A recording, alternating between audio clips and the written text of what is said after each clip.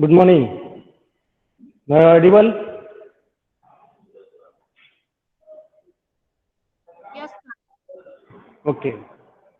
Blackboard is properly visible? Yes, sir. Okay, good. So, yesterday, during our discussion, we stopped at higher cutoff frequencies, why there is a roll off in gain, that things today we have to discuss. Okay?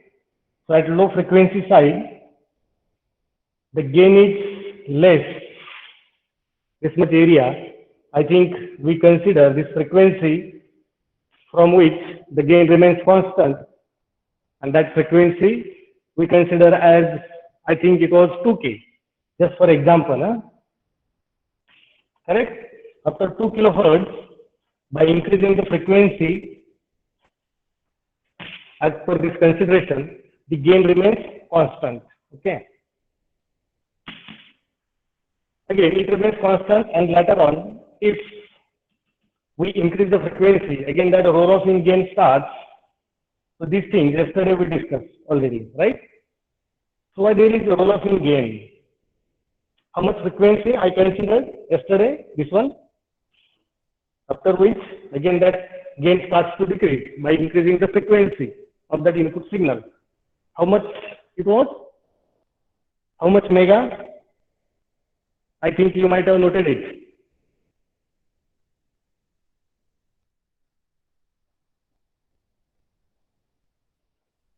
How much it is? 1 mega or 2 mega?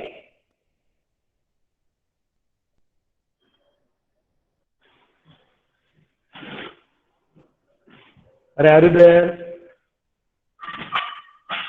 Are you noted it or not? The frequency after which, that means that higher side frequency after which there is a roll off in gain.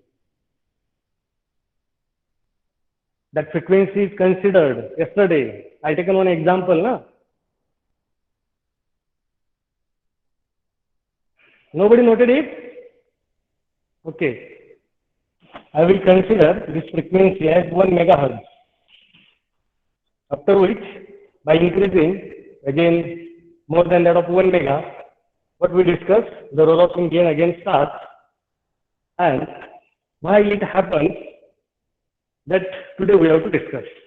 Okay? Yesterday already I mentioned this is due to parasitic elements or internally developed capacitances of that transistor. At low frequency side, whatever roll-up in gain occurs, or somewhat less gain we obtain at low frequency side. That means from 0 to 2 kilohertz. As per this example only, you will observe the gain is somewhat less than that of maximum gain, right? So this low gain, or which components are responsible at low frequency side to decrease the gain? Looking towards this one, which components are responsible? Yesterday already I explained.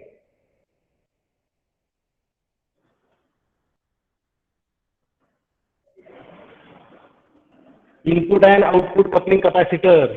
Yes or no? Ci and Co, due to their reactances, that is Xci and Xco, that reactances are responsible to decrease the gain at low frequency side, right? And at high frequency side, roll-up in gain, it occurs due to stray capacitances,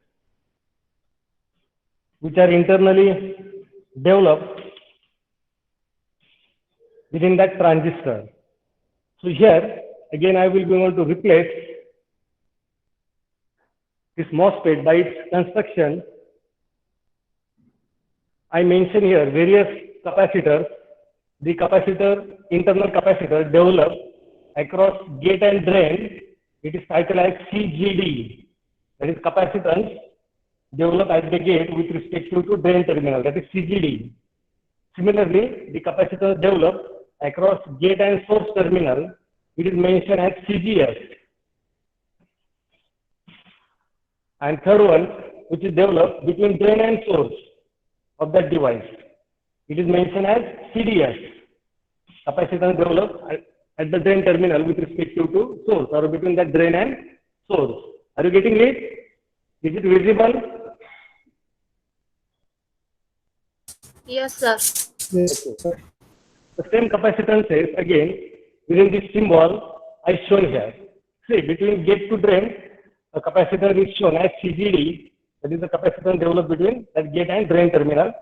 Similarly, between drain and source, I shown it as CDS, and between gate and source, that is CGS, right?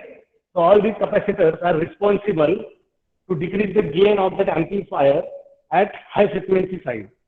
And these capacitors are internally developed. As it is internally developed, they are known as stray capacitances or parasitic capacitances or internal capacitances. Remember, the name for all these internally developed capacitors are like stray capacitances or parasitic capacitances. Is it?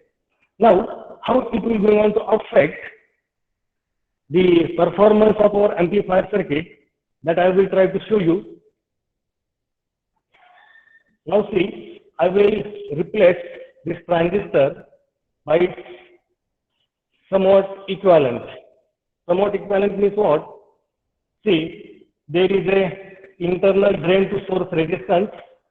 We can write it as RD or RDS. Already, during my one of the previous lecture, I explained what is meant by this RDS. It is the resistance offered by that MOSFET between drain to source, or it is the mostly resistance offered by that channel, correct? Now that resistance, is it fixed or variable? Be fast, huh? Variable. Yes, it is variable and it is dependent on what? Level of input voltage, that is VGS. Correct now? As generally we are saying that output current, it is proportional to input voltage or it is dependent on input voltage. Correct?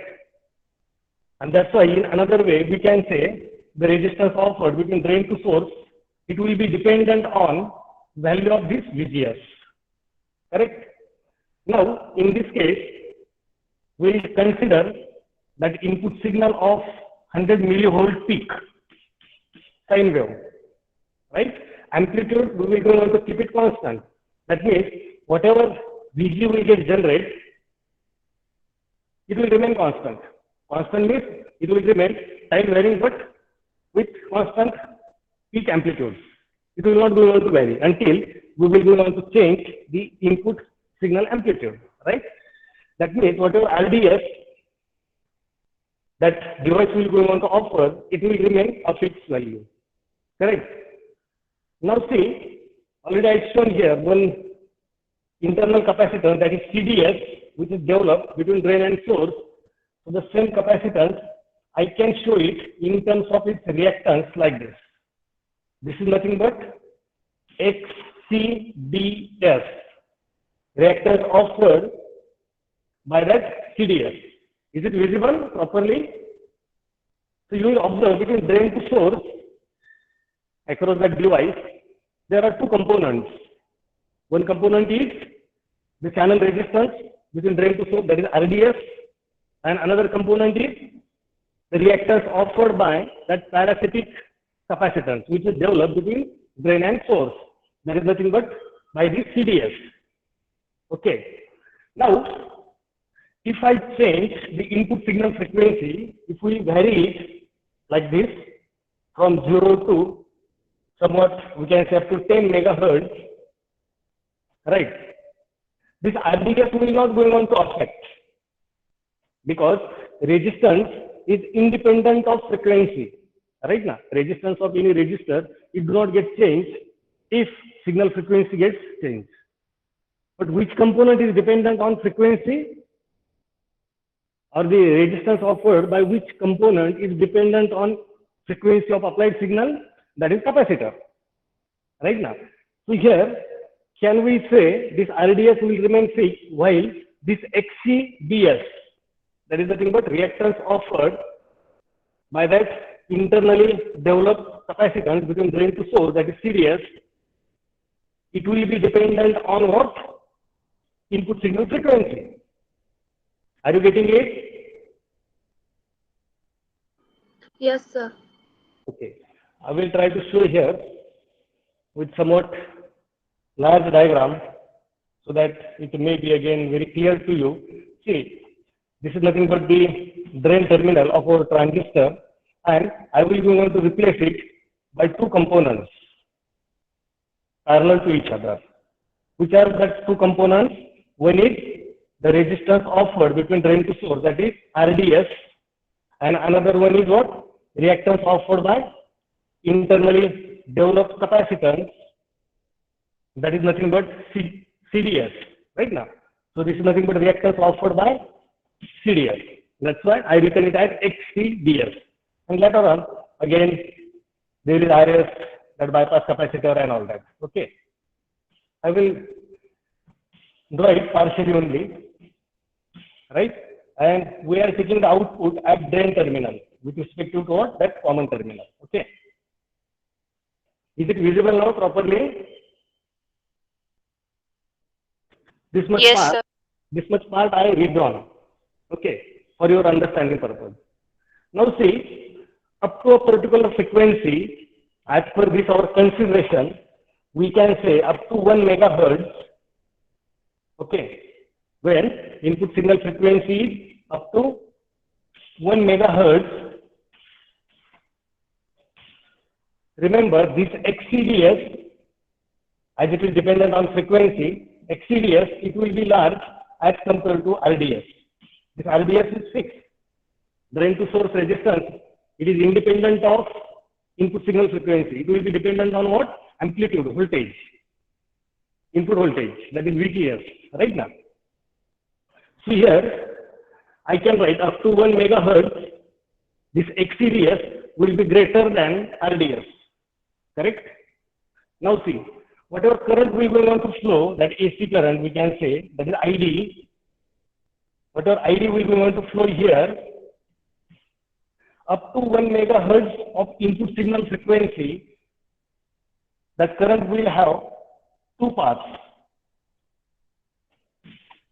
One is through RDS and another one is through XCDS. Okay. So up to 1 megahertz, which path that current will follow? Are you getting it? See, at drain terminal, I shown there is somewhat time varying drain current, that is ID.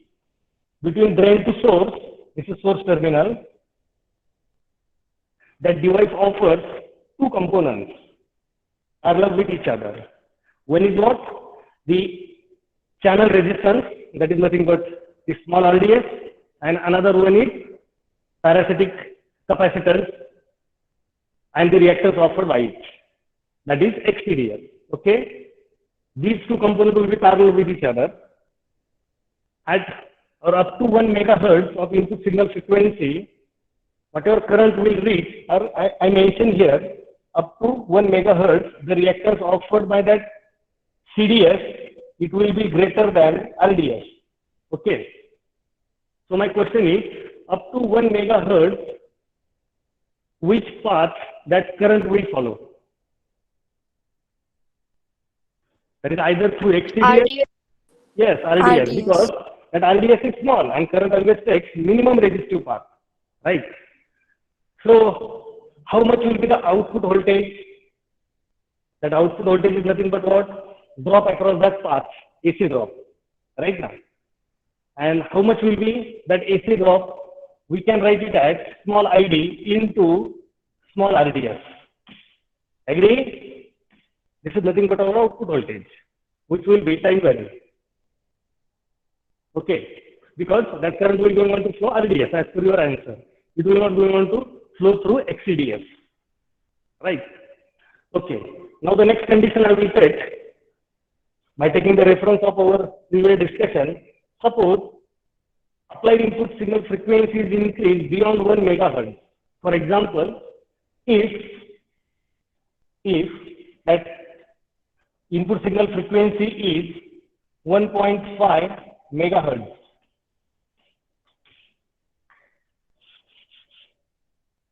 looking towards that frequency response, I can say, that means if it is over here, that is 1.5 mega, right? I can say that reactance offered by the CDS, it will be somewhat less than RDS, right? Because that XCDS, it is dependent on what? Applied input signal frequency. We are increasing it up to 1 mega. The reactance offered by that CDS, it is greater than RDS, and that's why current will be want to follow the path through RDS. Now at this stage, for this condition, if my input signal frequency increase from 1 megahertz to 1.5 megahertz, will it going on to affect RDS or XCDS? Which component? XCDS. Yes, very good. XCDS. It will go on to affect XCDS. This XCDS will get lower down as compared to RDS. Correct. Now, again the same thing. The current will reach at this node and it will follow which path? XCD. Yes. XC. Yes, very good. So that VO will become now that small ID into XCDS. Agree? Now just compare. I will consider this first output as VO1 and second output as VO2. Out of these two, which one will be less? Both will be same.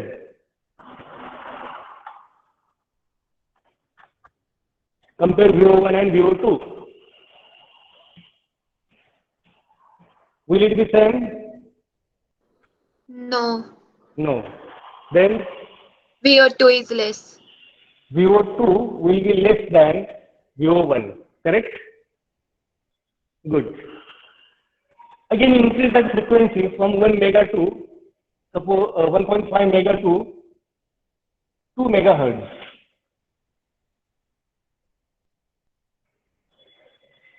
XCDS will again lower down as compared to previous.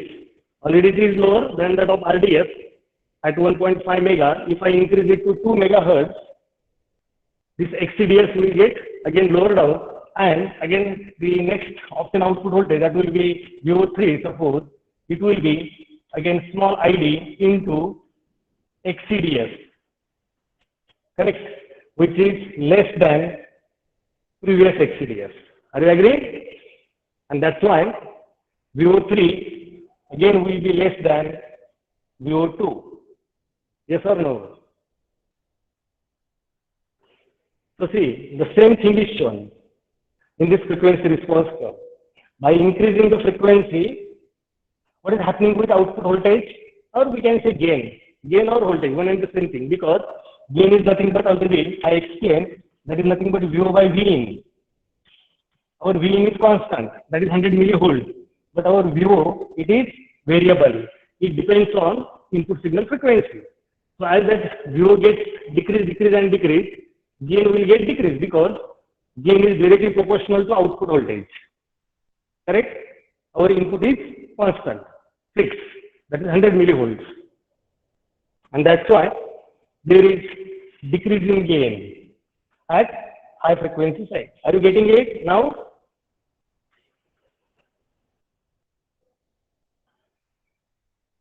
Are you getting? Yes, sir. Okay, good. So remember, again, I will repeat, at low frequency side, whatever low gain occurs by that amplifier circuit, it is due to what? Ci and Co, input and output coupling capacitors. At the particular frequency of that input signal, the reactances offered by both these two coupling capacitors becomes almost zero, and later on it remains zero. But at high frequency side, again that roll-up-in gain starts. It is due to internally developed capacitances of that capacitor, which is known as a parasitics, as well as we can call it as a stray capacitance. Okay. So I think it will be very clear now. So we'll switch to the next topic, and that is nothing but DC and AC analysis of the MOSFET amplifier with voltage divider bias. In your theory exam, numerical will get asked based on this AC and DC analysis. Again, I will just withdraw that MOSFET as it is. If you have notebook and pen, just draw it because we have to take one numerical.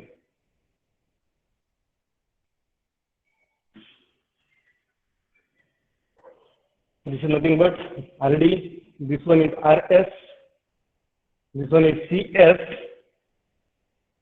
R1, R2. Ready? Just draw it and write down one numerical so that it will be clear to you how to do that DC and AC analysis.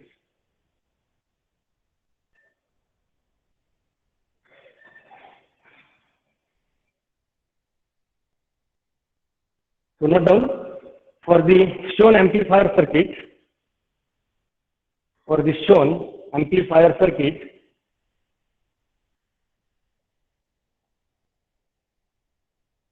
determine quiescent values or Q values. You can write it in short. For the shown amplifier circuit, determine quiescent values. Or you can write it as a Q values, only Q, capital Q.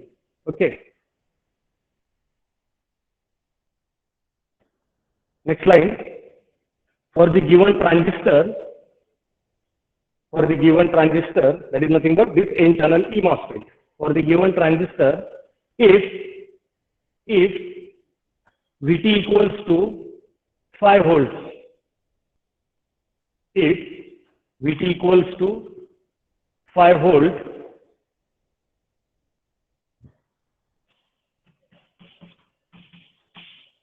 then next parameter given is ID on. Write it like this: ID on equals to 3 milliamperes. ID on equals to 3 milliamperes at VGS on equals to 10 volts. At VGS on equals to 10 volts.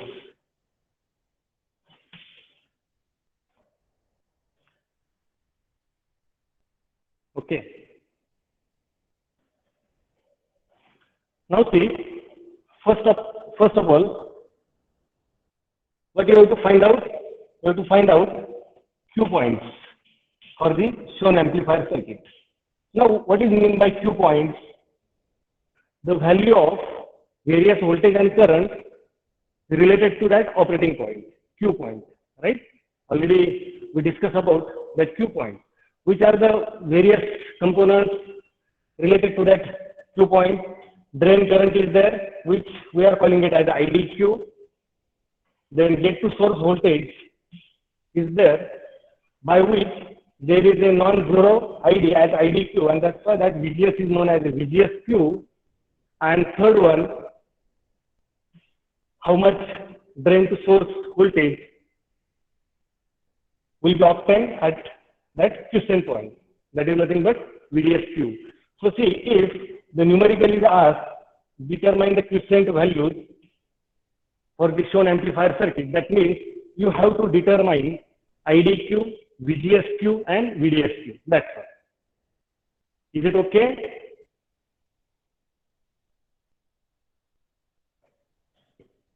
Are you getting it? Yes, sir. Okay. Now, as remember again one more thing, or you can note down, if you have to perform the DC analysis, see, to determine Q values, that means DC analysis. Question may get asked, for this shown amplifier circuit, perform the DC analysis and determine various values. DC analysis means what? You have to find out the quiescent point, or vice versa. To determine the quiescent values means you have to perform the DC analysis. Remember this one, okay? Now, note down. First step, draw the DC equivalent circuit. Draw the DC equivalent circuit for the given amplifier.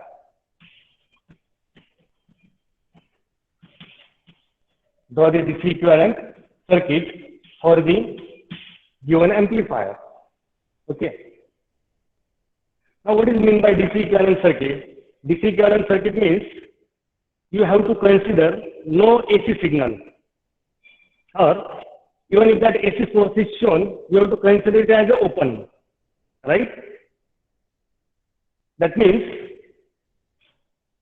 you have to remove this input signal source, which is AC in nature, right? Now about the capacitors. Okay, whatever capacitors are there, which are used in this amplifier circuit, like input coupling capacitor, output coupling capacitor, or bypass capacitor, these capacitors will going on to act as a short circuit or open circuit for DC components or for DC analysis. As we are considering only DC components or performing DC analysis, so all the capacitors which are used in the amplifier circuit, like input coupling capacitor, output coupling capacitor, and bypass capacitor, these capacitors will be going to act as an open circuit or closed circuit. Open circuit. Very nice, open circuit.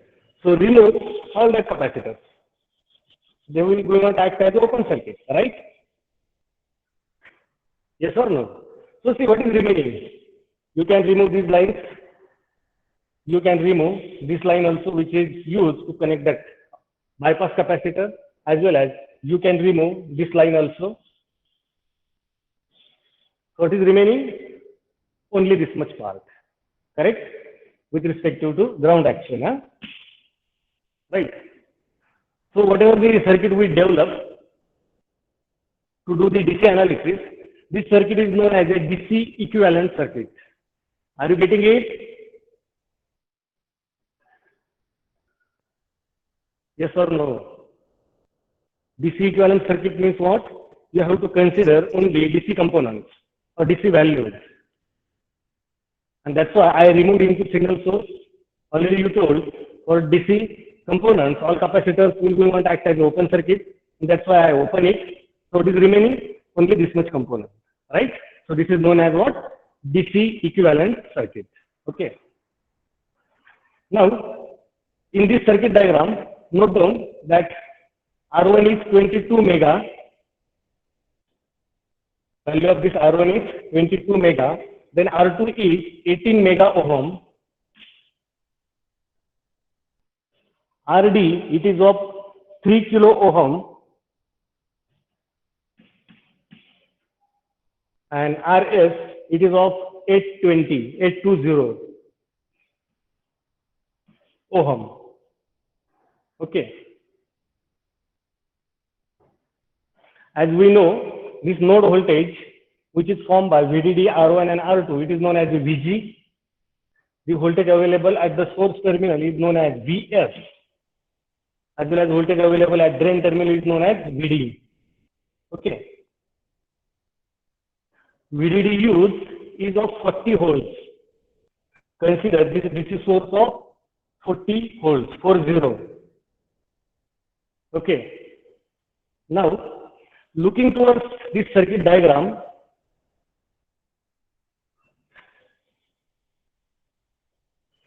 first of all, let me know how much will be the value of IG. 40 volt DC source is there. Voltage divider network R1 and R2, so that somewhat gate voltage will get generated by R1 and R2, which is powered by this VDD, and that's why whatever node current will flow towards the gate terminal of this transistor MOSFET, how much will be the value of that gate current IG?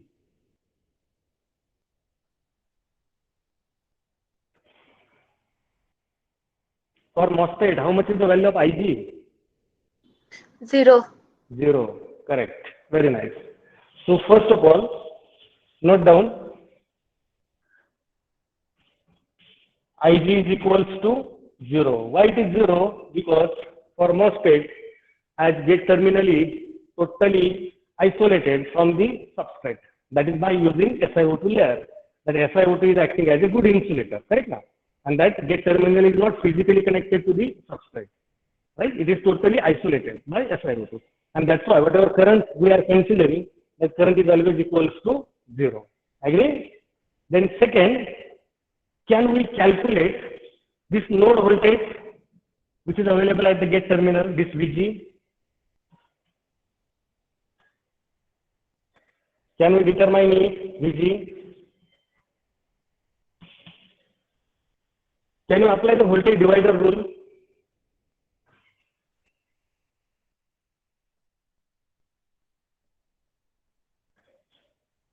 During our prerequisites also, while studying the components and their application, that is resistor, I drawn these two resistors, suppose R1, R2, and there is a node. And here, whatever voltage we obtain, can we determine this voltage? Yes, by using voltage divider rule. And what is that voltage divider rule? Voltage divider rule says that write down the source for that node voltage. What is the source for this node voltage? VCC into the resistor across which we are taking that measurement, or the resistor across which there will be a drop which we are considering it as a node voltage, that is VO. So which is that resistor? That is R2, right? Divided by what? Total resistance of that path. Total resistance is R1 plus R2. Yes or no? So the same network is there, which is powered by 40 volts.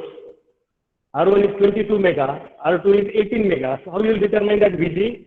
Vg equals to VDD in this case into R2 divided by R1 plus R2, which is equals to 40 into R2 is 18 mega, 18 into 10 raised to plus 6 divided by 22 plus 18, both are in mega.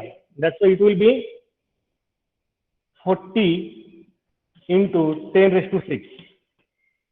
Yes or no?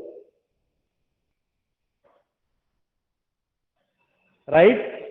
Yes, So sir. Vg equals to 18 volts. 40 will get cancelled, 10 raised to 6, 10 raised to 6 will get cancelled. So it will be simply 18 volts. This much will be the node voltage form, which is acting as a gate voltage for our MOSFET by these two resistors, R1, R2 and VDD of 40 volts. Okay. Now, VGS. We have to determine the next term, that is VGS. So before going to that VGS, just try to apply the KVL at this input loop. VGS means what? See, voltage measured at the gate with respect to source. That means over here, right? Voltage measured at gate terminal with respect to source terminal, correct? If we try to apply the KVL at this input loop, what is the source of this KVL, or in this loop, what is the source? Gate voltage, correct? How we can write? By applying KVL, note down, by applying KVL to the input loop, we have Vg equals to voltage drop across gate to source, that is VGS, plus voltage drop across this RS, plus VRS. Agree? This is nothing but KVL to the input loop. Source, that is Vg, equals to voltage across gate to source plus voltage drop across RS, that is VRS. Okay. That is equals to, we can write VGS plus, what is VRS? It is nothing but IS into RS. Correct? Can we replace this IS by ID? That is equals to VGS plus ID into RS. Are you agree with this? Are you agree with this equation?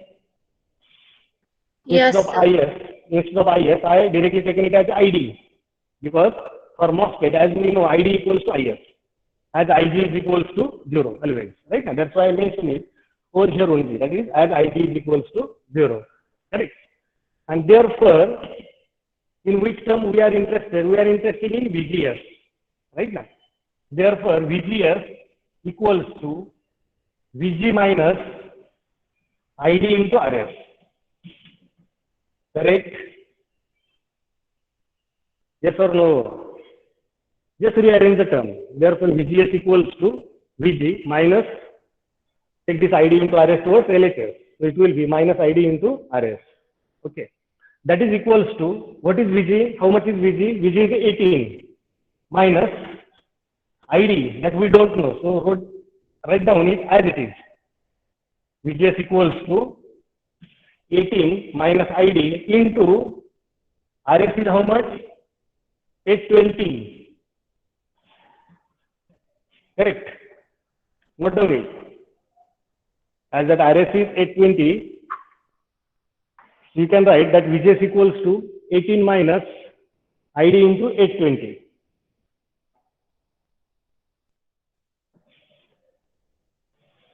Highlight this equation. We will require it later on to determine the value of VGS as well as to decide the value of ID also. Okay. Next, see, in our numerical, ID on and VGS on as well as threshold voltage is given. Only these three things are given. That is, threshold voltage of this huge transistor is of 5 volts and two more parameters, that is ID on and VGS on. So as per the transfer characteristic which we learned at that time also I explained. See, this is the transfer characteristic, that is in between VGS and ID, correct? This is nothing but what? VT, threshold voltage. And in the data sheet, manufacturer generally provides the VGS on and ID on value, which are always greater than this threshold voltage, VT. Okay. So I will consider this one as VGS on, which is given in the numerical, as well as it is always provided in the data sheet of the transistor also. And respective value of ID as it will be ID on. Are you getting it? Or you can just draw it fastly. VT, it is the threshold voltage at which a small conduction of that device takes place. And as per the data sheet, manufacturer generally provides these two values. That is ID on of that transistor. That means the transistor starts to conduct satisfactorily. And its respective or required value of VGS. So that the transistor can conduct satisfactorily. Okay. So that VGS on, it is mentioned as 10 volts and ID on respective, it will be of 3 milliampere. Okay. So by these two values, you can conclude, you can identify that given VGS on, it is always greater than VT. This is not VGS max. Remember, this is not VGS max.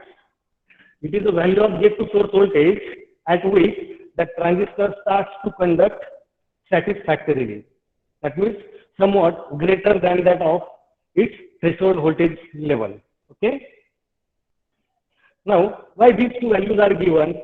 Because by these two values, we can determine the conduction parameter of that transistor, and that is nothing but K. Okay. So note down, K equals to conduction parameter of that transistor, and that is nothing but K, which is equals to VGS, sorry, ID on divided by VGS on minus VT bracket square. Note down this formula, which is used to determine the value of K. Okay. Why we are determining this K? Because as we know how much will be the drain current, that we can determine by using the formula ID equals to K times VGS minus VT bracket square. While studying this transfer characteristic of MOSFET, already I mentioned this formula. Correct now? ID equals to K times VGS minus VT bracket square.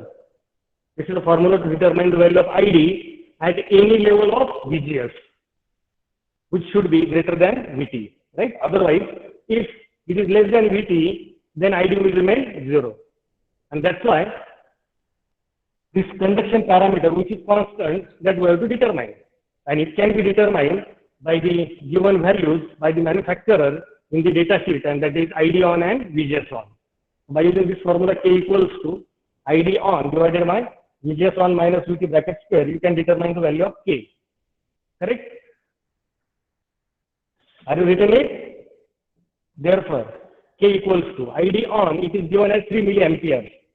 That is 3 into 10 raised to minus 3 divided by VGS on, it is given as 10, so 10 minus VT is given as 5, and it's square, so it will be 25. Correct? So 3 milli divided by 25. Determine it.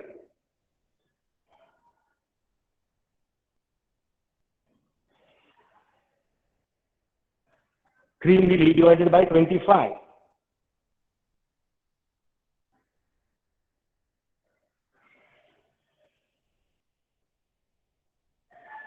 Do that calculation fastly. It's very simple. 1.2 into 10 raised to minus 4. 1.2 into what? 10 raised to minus 4. 10 raised to minus 4. Okay. Just try to remember whatever values you have to mention. It should be in standard notations. Okay. So can we write it as 0.12 milliamp per whole square? Yes, sir. See, at the denominator, it is the square of voltage difference, right now. That's why I written it per whole square. Then at the numerator, there is current. That's why ampere. So the unit for K is what? Amp per whole square. Okay. And as you determine it as 0.12 into 10 raised to minus 3, I will write it at 0.12 milli. That's all. Okay. So that K is equals to 0.12 milliamp per whole square. Correct? Now, next one. Write down this formula as we have ID equals to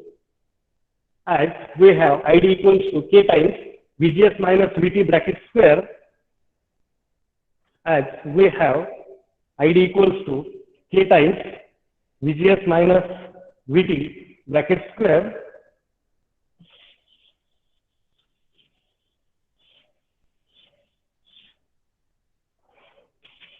as that ID is equals to K times VGS minus VT bracket square, that will be equals to 0.12 into 10 raised to minus 3, correct? In bracket, what is VGS? VGS is nothing but 18 minus 820 ID, correct now? So what I will do, I will just write it like this. In bracket, I will replace this VGS by this one. That is nothing but what? 18 minus 820 ID, correct? Minus VT. VT is how much? 5 volt. It is given. Minus 5 and that bracket square. Correct? ID equals to. Okay. So you will get one quadratic equation in this case. Something ID square, I will write that something as X, ID square minus something into ID, I will consider as minus Y into ID plus some constant. I will consider that constant as Z equals to 0. This is the quadratic equation in terms of that ID, drain current. Try it and try to find out. You will get, whenever you will solve this quadratic equation, you already studied in mathematics, you will get that ID equals to something or that ID equals to something. That means you will get two values of ID. Correct? As a homework, you have to find out two values of ID for this developed equation. Okay? This will be homework to you today. When next time I will start my lecture, I will directly going to ask what is the values of ID. Okay? You have to identify these two values. So our time is also over.